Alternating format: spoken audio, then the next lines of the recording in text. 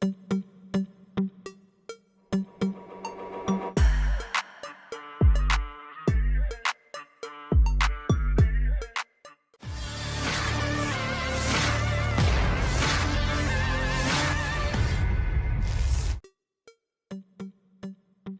habis-habisnya, prajurit angkatan bersenjata Rusia terus menghancurkan peralatan musuh menggunakan drone.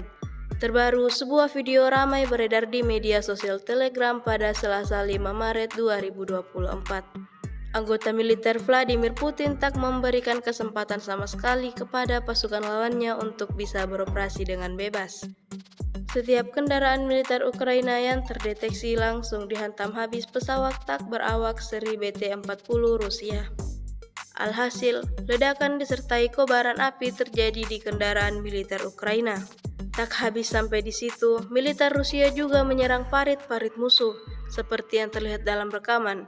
Hingga video ini beredar, beragam komentar dituliskan warganet.